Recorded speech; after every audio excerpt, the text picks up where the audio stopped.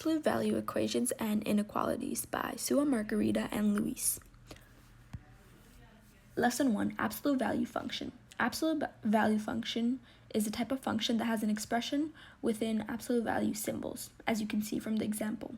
The a value is the dilation of the function, the h value moves the function from left to right, and the k value moves the function up and down. The main features for the absolute value function include domain, range, maximum, minimum, and behavior, increasing and decreasing intervals, zeros, y-intercepts, and the vertex.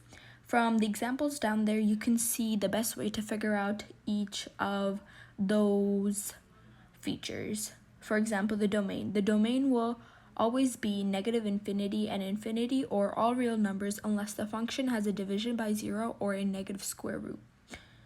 Or another example would be the end behavior. This is the xy factor and how they change as they move up or down. If you have an upwards function, the answer will be x as to infinity, y is to infinity. And as x is to negative infinity, y is equal to infinity. For a downwards function, it's the complete opposite.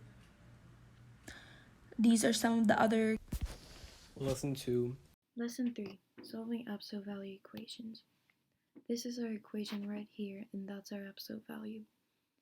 First thing we need to do is isolate our equation, meaning get the absolute value by itself. In order to do this, we subtract both sides by -3. Then we get this equation. Then we divide it by -1. Then we get the absolute value by itself.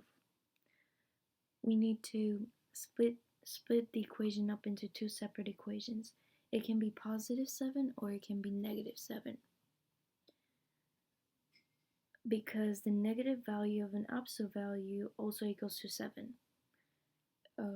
We solve the equations, and if we want to check the work, we simply put the numbers back into the original equation and check. Lesson 4, Absolute Value Inequalities. First of all, whenever we see inequalities, we have to make two cases. When making these cases, you can see that the sign always flips during our inequality. Then we solve the inequalities and we get our numbers. To check for the answer, just like the other problem, we put it back into the inequality and check for our answer.